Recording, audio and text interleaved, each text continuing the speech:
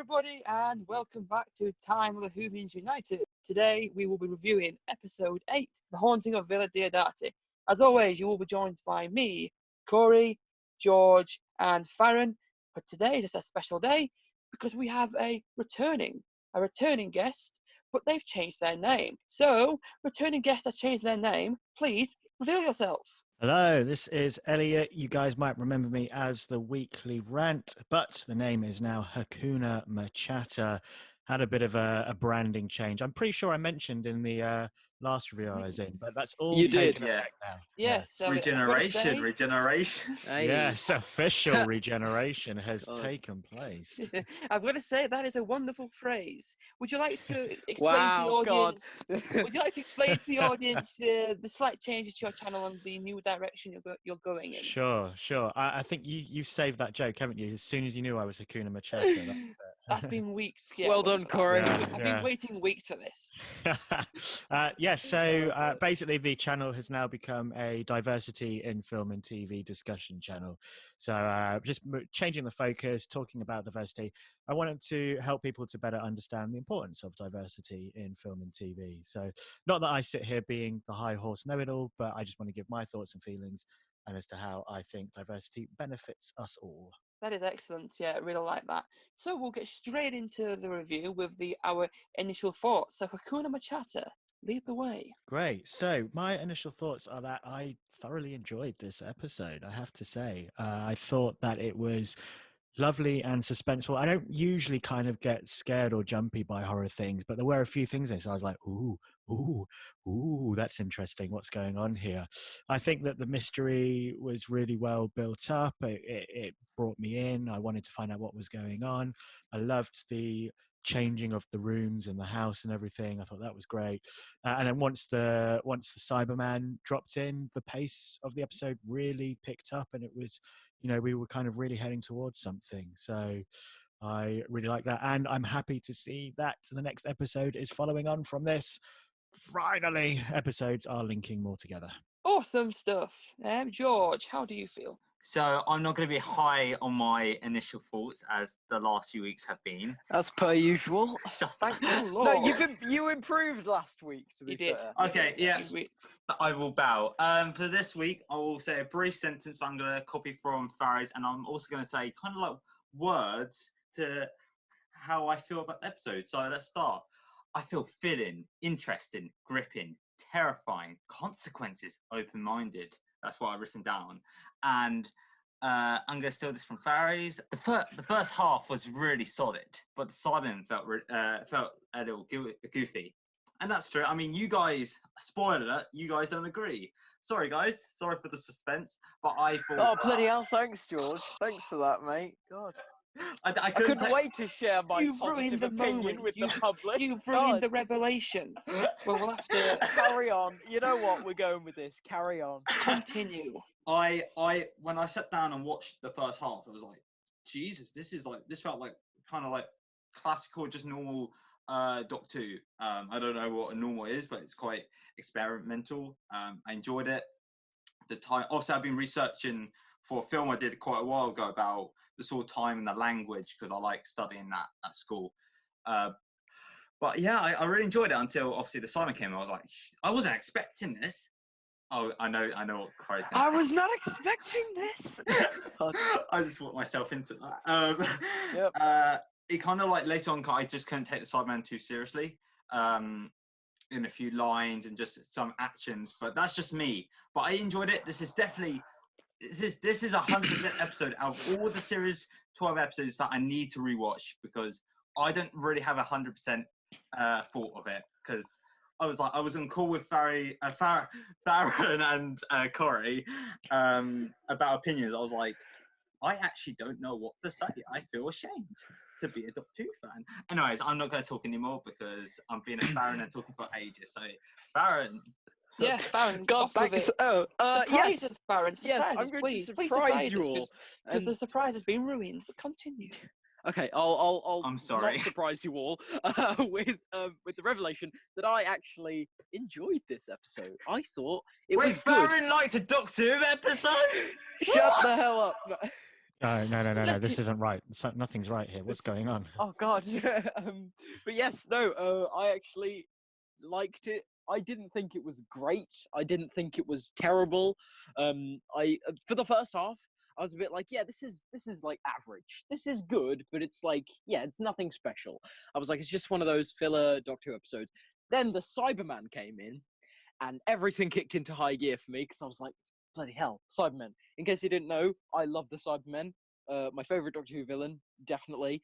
But Agreed. yeah. I mean, I know people are going to say, well, what about the Daleks? I mean, like, shut up. No, they are the Anyway, best. I agree. yeah, I I do think agree the as well. Cybermen are better than the Daleks. But yeah, I actually enjoyed it.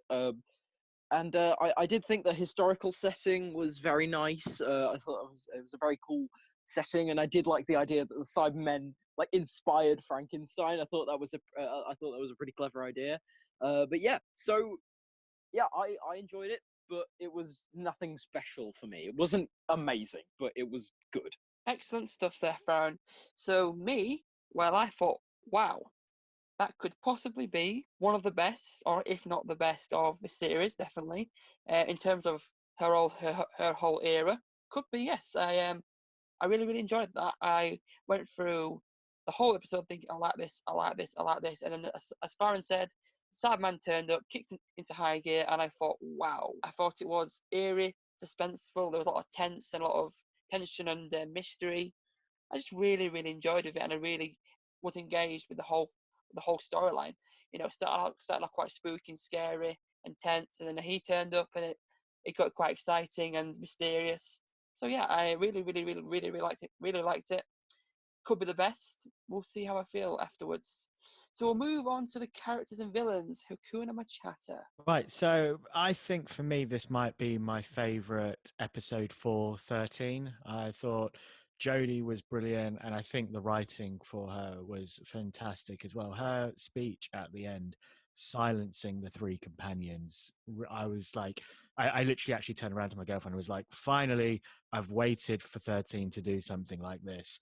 I'm so glad she's finally done it, and that the writers have given Jodie something to work with. I thought that was great.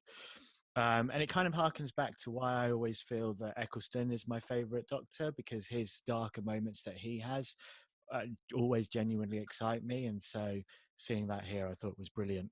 The companions, they didn't really do too much, which obviously is a running theme for them, but I kind of didn't mind it as much in this episode.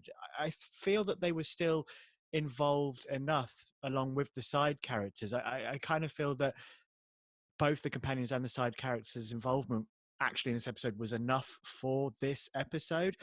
And I think certainly coming off of the back of last week's episode, in which we got a bit more of characterization for the companions, it worked a lot better for me. I think I wrote down here that it's the kind of episode that I would be happy with if in past episodes there had been more of the companions. So yeah, the fact that last week had more of the companions, it worked well for me in this episode.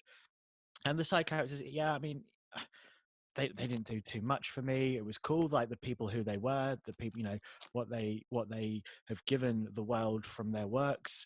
So it was cool to see them. But yeah, because the story wasn't necessarily about them in the way that maybe the Agatha Christie episode during Tennant was, maybe even the Tesla episode in this season was. I kind of didn't, yeah, feel that with them. The Cyberman I thought was great, and I'm kind of hoping that there is a side of his humanity that they teased but they didn't want to show yet, that will probably be the Cyberman's downfall come the end of the season. As I kind of hope for a villain that isn't just evil for evil's sake, and continues that sort of Cyberman Dalek arc of trying to make everyone like them. So we'll see how that plays out. But yeah, I think that's all I've got to say there. Very nice. Okay, then George. I'm going to What's keep your it thoughts? brief because that's just me, George Marshall. I agree with Elliot that the Doctor. I felt like the Doctor was so confident, and she was really good, and you can tell that she actually cared about her companions when she was like, "You need to stay here. I don't want you to follow me because I want to keep you safe." She really cares, and that's kind of like recently I feel like the Doctor doesn't really care about if her companions get killed. That's what I get from it. But I liked how the companions challenged the Doctor with her, like Yaz, for example, like said, but the Doctor didn't say. The Doctor said, "Don't follow her. We can think of something else to get involved." When Ryan was challenged Doctor, like, why should we keep this guy alive and millions of people? And the Doctor was like straight off, hold up, wait a minute, ruin that, everything, debunked what Ryan was saying. I was thinking of that word, just couldn't say in the right sentence. The villain, the side characters, I didn't really get attached to them. I don't really remember their names. What's that Series 4 episode with the wasp that Elliot just mentioned? Unicorn and the Wasp. I remember most of the character and their personality, but I can't remember. I remember that guy was trying to flirt with the Doctor. I remember him and his personality, but I can't really get attached to the others. And by tomorrow, I won't remember anything about them. The Cybermen, again, I said it was goofy, but like when it just showed up, I was like, whew! I wasn't expecting this. But yeah, it was a bit goofy in places that I couldn't take seriously. But I did like now realizing, obviously, you can tell that there is a part of whoever was transformed into a Cyberman is still living in that body. That can be its downfall. But, you know, a bit goofy. Yeah, I think I'm talking too much. Anyways, Farron, hit us. Okay, so I feel like I'm just going to sound like a broken record, but yes, the Doctor, Jodie Whittaker, was much better in this episode, much more serious. I really liked it, especially her little angry speeches to the companions about, no, Bill turned into a Cyberman. I'm not going to let any of you, like, turn into Cybermen. I did like that, because she did reference Bill. I was like, ooh, that's nice. I like that. But yeah, so I really liked Jodie in this episode. I thought she was great. The companions, well utilized in terms of comedy. They didn't do much to serve the story, but apart from mentioning Captain Jack a few times, but like, they were utilized very well in terms of comedy. I feel like they were just there to be like comedic side characters, and in some respects that's a good thing, but in other respects it's not so good. Like, have the companions serve the story, like let them do something. But apart from that, I thought they were very funny. I thought Graham had a good few one-liners that were very, very funny. The side characters, I do feel like the Cybermen, the Cyberman took away from like the Mary Shelley and Percy Shelley being like a pivotal role in the story, like other historical episodes, and I didn't really like that. But the Cyberman itself, I thought, was really cool. I did like how it didn't have an emotional inhibitor, so it was just very angry a lot of the time. And I really liked the design of it as well. Like, you could see like half of its face. I got some major Danny Pink vibes there. So yeah. And also, I do like how it was kind of like a mishmash of other versions of the Cybermen. Like, it's got a Mondasian Cyberman arm, and it's got like the moon-based legs. I think I noticed with the moon boots, and it's got the Nightmare in Silver arm gun and the body and everything. So yeah, I thought the Cyberman was cool. It was pretty threatening, pretty intimidating, but it just took away from the historical aspect, which I didn't really like.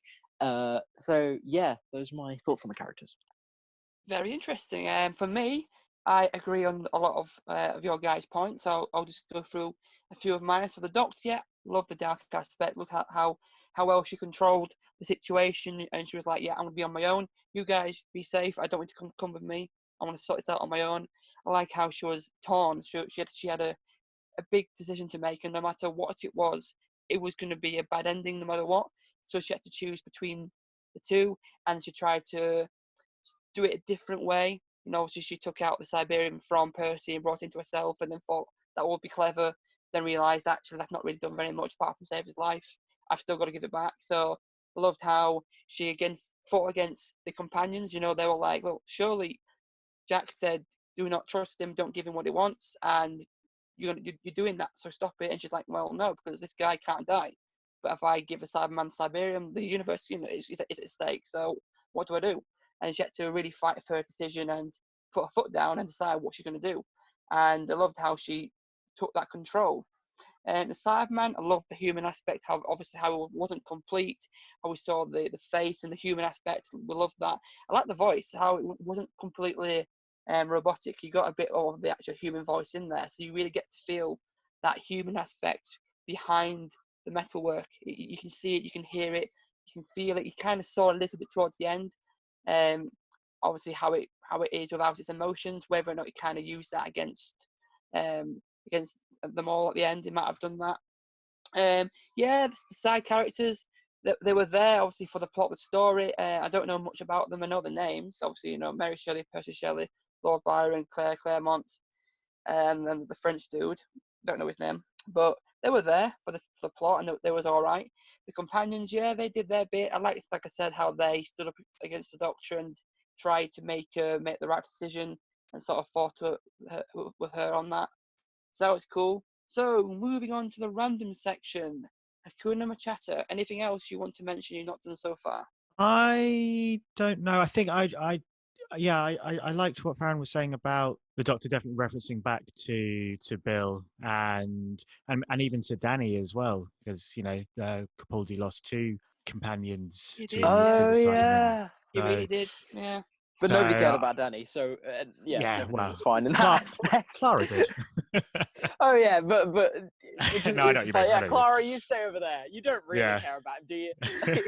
No. But I think that was quite interesting. And obviously the Cybermen, I guess officially along with Missy, were Capaldi's greatest villains. So it's quite interesting. And this is kind of what I always said with Series 11, was that we won't really get the measure of Jodie's Doctor until she comes up against past enemies or past companions or past helpers, etc., etc. And so I think now that we've had the Master, the Jack, and the Cyberman in here, we're starting to get a better measure of her. And definitely today the Cyberman brought out more in her, which was fantastic.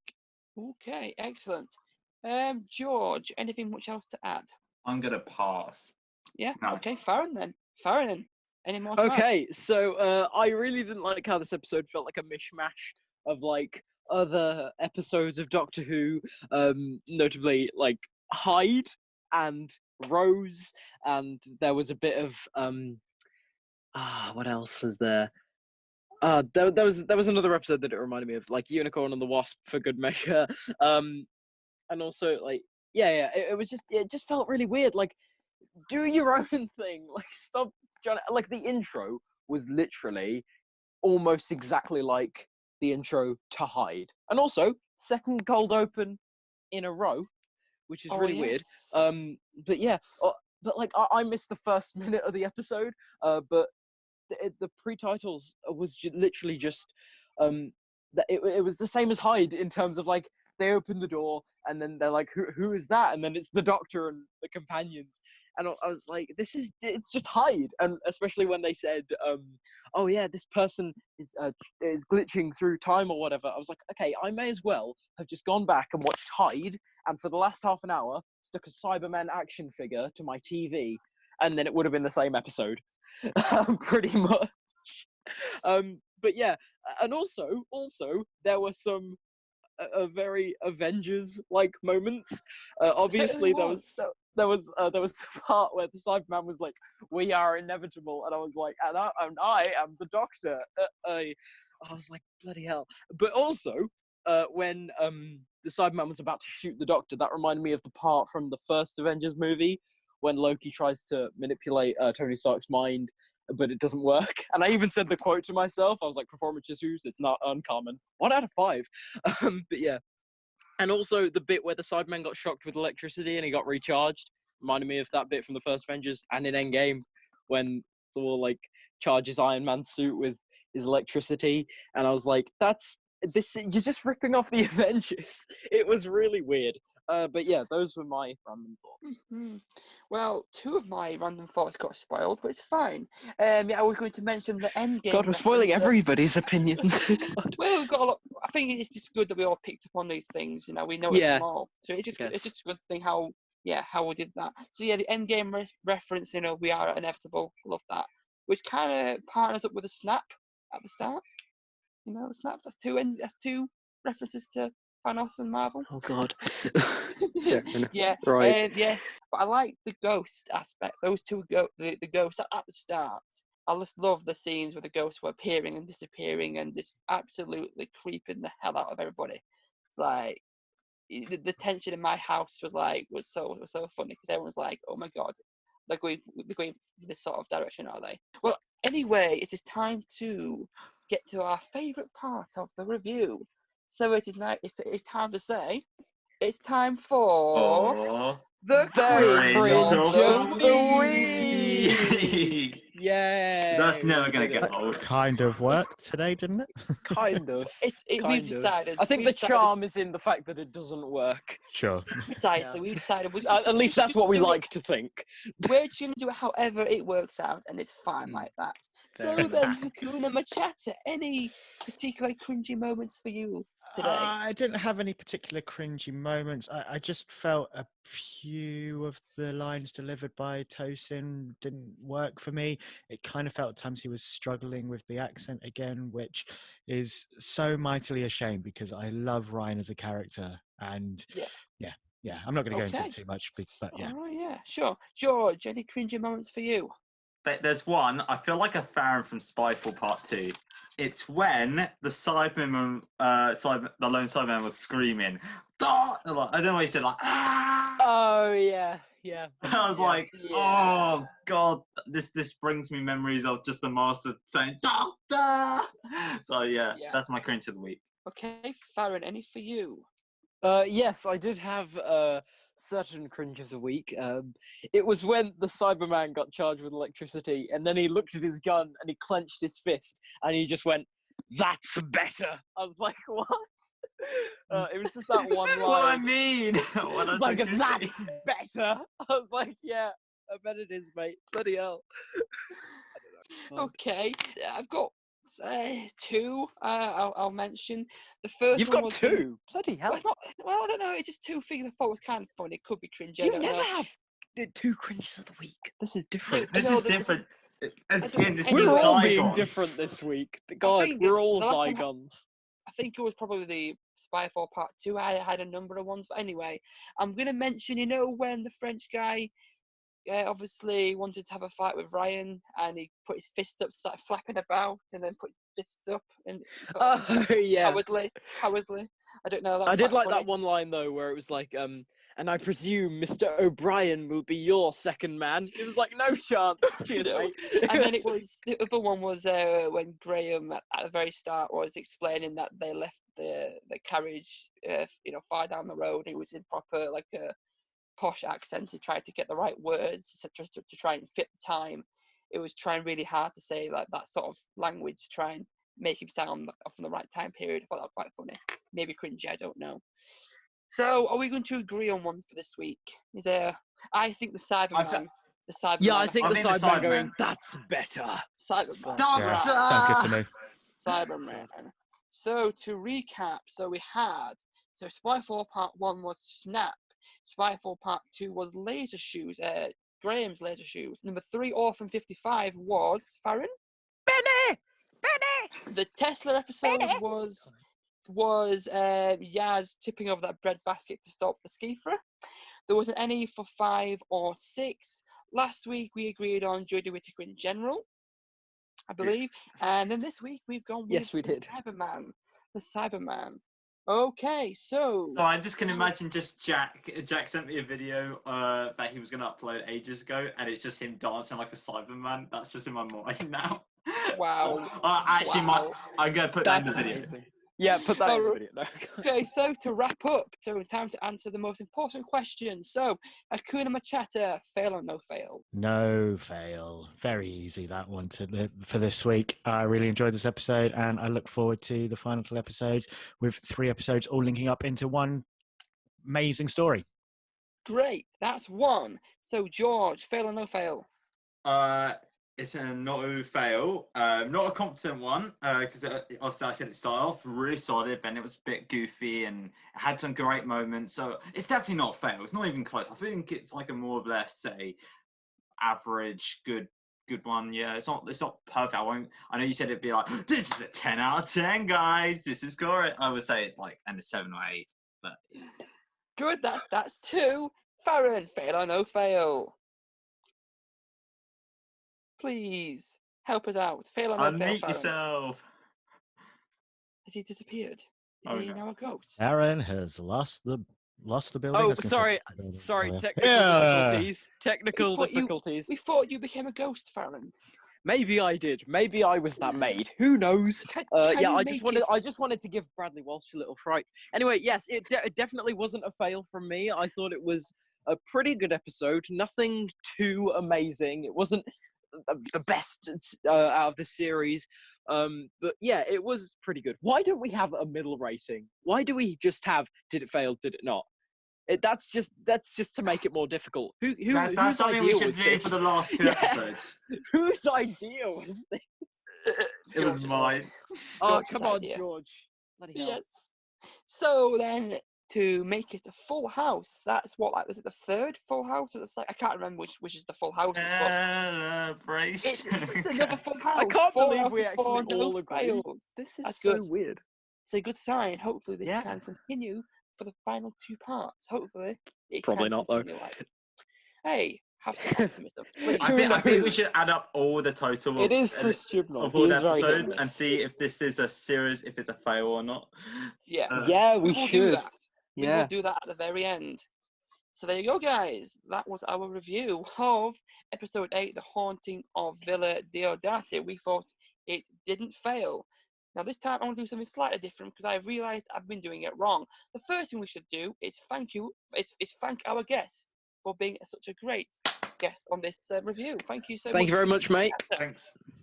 Thank you Yes. as ever for having me on, guys. Great fun. Yes, guys. So obviously now he's changed his channel to Hakuna Matata. So go and check out his channel. He's already got a couple of new videos on there, some great ones from what I've watched so far. So please go and check him out. Go and subscribe if you like the sort of direction it's going down. I think it's quite an important one. So go and do that. If you've enjoyed this review and you really like the points we made, go and give us a nice big like. If you thought that our review, our thoughts were similar to yours, let us know down in the comments below. Have a nice discussion in the comments. Tell us your thoughts and opinions. If you great don't agree with us, discussion. you can still tell us Just that tell you us, don't like it. yeah. We're What- friendly If you didn't people. like friendly it, you can people. unsubscribe if you want. Who knows? No, don't do that. Just unsubscribe to Barry. Oh, thanks. I've already lost And one subscriber edit Farron out the end of the video. Yeah. But guys, God. most importantly, if you've not subscribed to us so far and you like what you see and like our reviews and all our videos, please go and subscribe. We're now slowly approaching 800. We're now about nearly 770. So if you can help us out and get us to that milestone, please do. Please help us Do out it. and be amazing people. Do it. Yes, do it. I was like, did I actually just hear that? If it's me on these reviews, then Yeah, yes. I've I been feel- watching too much Star Wars. I feel sorry for our viewers really listening, not just doing references Yeah, instead just of talking ramble about on, Doctor Who. That's the best We're not part. even What are you talking referencing about? Doctor Who anymore. I don't have enough God. Doctor Who references. This is obviously the best review out of all of them. I can definitely tell you that. Let's hope the next two will be even better. Hopefully. Of I mean, course let's they will finish be. off this video first. It has Let's finish taken us it. like 5 minutes to finish. Let's finish it. Yeah, Video. let's finish it in style. Are you editing this bit out, George? No, he's not. I have no idea. No, he's not. no, please Certainly keep not. this in. Just, It needs to stay in. Okay, let's just Corey, just okay, just finish the video. Finish the Let's bloody finish video. it in Go. style. So there you go, guys. That was our review of The Haunting of Villa Diodati. Hope you enjoyed our video. We shall see you next time. See ya.